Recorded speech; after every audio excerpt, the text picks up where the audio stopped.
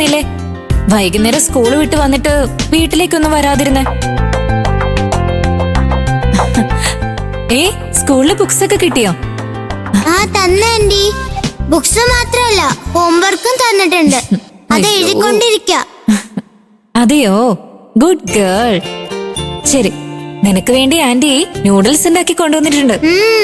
അതെയോ, ഇതെന്റെ ഫേവറേറ്റാ. അങ്ങനെയാണെങ്കിൽ ശരി, കഴിക്ക്. പിന്നെ ഹോംവർക്ക് ചെയ്യാം. അമ്മ കുറച്ച് കഴിയുമ്പോഴത്തേക്കും വരും. ഞങ്ങൾ ഒരുമിച്ചിരുന്ന് കഴിച്ചോളാം.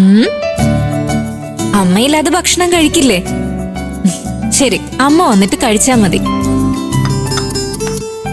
നില, ആ അമ്മ വന്നല്ലോ. എന്താ ചെയ്യുന്നേ? ആന്റി ശല്യൊന്നും ചെയ്തില്ലല്ലോ? ശല്യോ? ഹേ, അങ്ങനെയൊന്നുമില്ല വിജി. നിലയെ ഞാനായിരുന്നു ശല്യം ചെയ്തുകൊണ്ടിരുന്നേ. ഇവള് ഒരു ദിവസം ആയിട്ടുള്ളൂ സ്കൂളിൽ പോകാൻ തുടങ്ങിയിട്ട്. അപ്പോഴേക്കും സിൻസിയർ ആയിട്ട് ഹോംവർക്ക് ചെയ്തുകൊണ്ടിരിക്ക. വൈകുന്നേരം വീട്ടിലേക്ക് പോലും വന്നില്ല ഇവള്. മാഡം ഭയങ്കര ബിസിയാ. എന്താ മോളെ, സ്കൂളില് ബുക്സ് ഒക്കെ തന്നോ? അതെ അമ്മേ. അല്ല, ഫസ്റ്റ് ഡേ സ്കൂളിൽ പോയി വന്നതല്ലേ? സ്കൂളൊക്കെ മോൾക്ക് ഇഷ്ടായോ? ഫ്രണ്ട്സിനെയൊക്കെ കിട്ടിയോ? സ്കൂൾ സൂപ്പറാ, എനിക്ക് ഒരുപാട് ഇഷ്ടായി. അമ്മ വാങ്ങി തന്ന ചോക്ലേറ്റ് ഞാൻ എന്റെ ഫ്രണ്ട്സിന് എല്ലാവർക്കും കൊടുത്തു.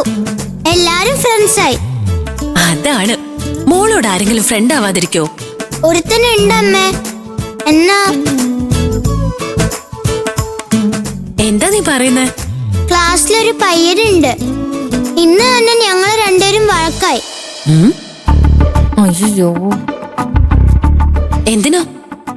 നീ ആ പയ്യന്റെ കൂടെ വഴക്കിടാൻ പോയോ? ഇല്ലമ്മേ, അവൻ തെറ്റിയതപ്പോ ഞാൻ ക്ലാസ് മിസ്സിനോട് പറഞ്ഞു കൊടുത്തു. അതാ അവൻ എന്നോട് ദേഷ്യം കാണിക്കണേ. അവൻ എന്നെ കാണുമ്പോ ഭയങ്കര ദേഷ്യത്തിലാ നോക്കണേ. അവൻ എന്നെ ഒട്ടും ഇഷ്ടായില്ല അമ്മേ. എന്റെ നിലമോളെ ആർക്കെങ്കിലും ഇഷ്ടാവാതിരിക്കോ? അവൻ ഇഷ്ടപ്പെട്ടില്ലല്ലോ. അതൊക്കെ ചുമ്മാ ആണ്. നിങ്ങൾ കുഞ്ഞു കുട്ടികളല്ലേ, ഒക്കെ ശരിയാവും. അതുപോലെ നീയും തിരിച്ചാ പയ്യനോട് ദേഷ്യപ്പെടരുത്, വഴക്ക് കൂടരുത്. അവന് നിന്നെ പോലെ കുഞ്ഞു കുട്ടിയല്ലേ, ഒന്ന് വിട്ടുകൊടുത്തു പോ. ഇനി ഇങ്ങനെ ചെയ്യരുത് കേട്ടോ? ഞാൻ അറിഞ്ഞോണ്ട് ചെയ്തതല്ല അമ്മേ. അമ്മയ്ക്കത് അറിയാം മോളെ. എന്നാലും ഇനി അങ്ങനെ നടക്കാതെ നോക്കണമെന്ന് പറഞ്ഞതാ. ഓക്കെ? ക്ലാസ്സിൽ ആരോടും വഴക്ക് കൂടാതെ എല്ലാരോടും ഫ്രണ്ട്സ് ആയിട്ടിരിക്കണം. ഓക്കെ അമ്മേ. വിട്ടേക്ക് വെച്ചി, കൊച്ചുകുട്ടികളാകുമ്പോ അങ്ങനെയൊക്കെ ഉണ്ടാവും. രാത്രി ഒന്ന് ഉറങ്ങി എണീറ്റാ എല്ലാ കാര്യങ്ങളും മറന്നുപോകും.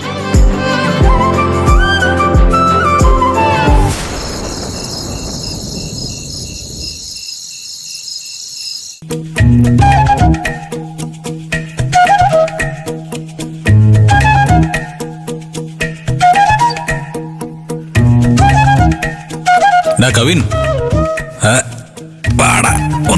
നീ ഇവിടെ വന്നിരിക്കണോ?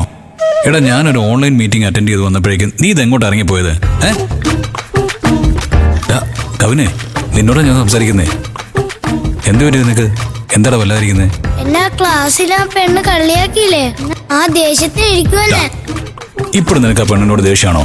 അതെ അച്ഛാ, ആ പെണ്ണെന്നെ സാറിനെ കൊണ്ട് ചീത്ത പറയിപ്പിച്ച പോലെ എനിക്ക് അവക്കിട്ടൊരു പണി കൊടുക്കണം. കവിൻ, അച്ഛൻ നിന്നോടൊരു കാര്യം പറയാം, നീ അത് അനുസരിക്കോ? എന്താ അച്ഛാ? പറയാ. കവിൻ, ആ പെണ്ണ് മനഃപൂർവ്വം മാഷിനെ കൊണ്ട് നിന്നെ വഴക്ക് പറയിപ്പിച്ചതാണോന്ന് എനിക്കറിയില്ല. പക്ഷേ ഈ ചെറിയൊരു പ്രശ്നത്തിന് നിനക്ക് ഇത്രയും ദേഷ്യം പാടില്ല മോനെ. നമ്മളെ കൊണ്ട് കഴിയും പോലെ തെറ്റ് ചെയ്തവരോട് നമ്മൾ ക്ഷമിക്കാൻ നോക്കണം. അത് നിന്റെ ഫ്യൂച്ചറിന് ഗുണം ചെയ്യും. ദേഷ്യം കൊണ്ട് നമ്മൾ ആരെങ്കിലും ശിക്ഷിച്ചാൽ ഉണ്ടല്ലോ, ആ കുറ്റബോധം കാരണം നമ്മുടെ ലൈഫ് വേറൊരു വഴിയിലേക്ക് തിരിഞ്ഞു പോകും. അച്ഛൻ പറയുന്നത് എനിക്ക് മനസ്സിലാവുന്നില്ല. എന്നാ അച്ഛൻ പറഞ്ഞ സ്ഥിതിക്ക് ആ പെണ്ണിനോട് ക്ഷമിക്കണമെന്ന് ഞാൻ ഒന്ന് ആലോചിക്കട്ടെ.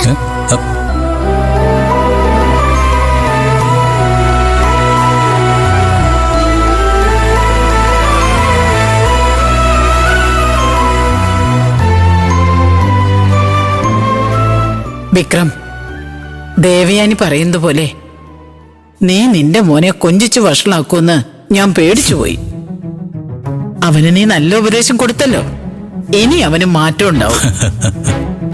നീ നിന്റെ അനുഭവങ്ങൾ വെച്ചിട്ട് അവനോട് പറഞ്ഞതെന്ന് എനിക്കറിയാം.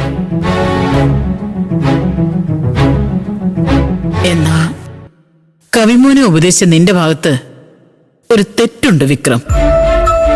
അത് നീ എപ്പോഴാണ് തിരുത്താൻ പോകുന്നതെന്നറിയില്ല. തെറ്റോ? എന്റെ ഭാഗത്തോ? എന്താ മുത്തശ്ശി പറയുന്നേ? ഉപദേശം നിന്റെ മോന് മാത്രമേ ഉള്ളോ? നിനക്കില്ലേ? ഏതോ ഒരു പെണ്ണിനോട് ക്ഷമിക്കണമെന്ന് നിന്റെ മോനെ ഉപദേശിച്ച നിനക്ക് എന്തുകൊണ്ടാ നിനക്ക് വിജയലക്ഷ്മിയോട് ക്ഷമിക്കാൻ തോന്നാത്തത്? മുത്തശ്ശി, അവളുടെ പേര് പോലും ഈ വീട്ടിൽ ആരും പറയരുതെന്ന് ഞാൻ പറഞ്ഞിട്ടില്ലേ? അവളോട് ഞാൻ ക്ഷമിക്കണോ? അറിയാതെ ചെയ്ത തെറ്റിനാണ് മാപ്പ്, പാപത്തിനല്ല. അതല്ല മോനെ ഞാൻ പറഞ്ഞു വരുന്നത്. മുത്തശ്ശി ഒന്നും പറയണ്ട. ദയവ് ചെയ്ത് എനിക്കൊരു ഇത്തിരി സമാധാനം എന്താ. വിക്രം, അവളെ കുറിച്ച് സംസാരിച്ച് ഞാൻ മറക്കാൻ ശ്രമിക്കുന്ന കാര്യങ്ങളെല്ലാം എന്നെ ഓർമ്മപ്പെടുത്താതിരിക്കെ.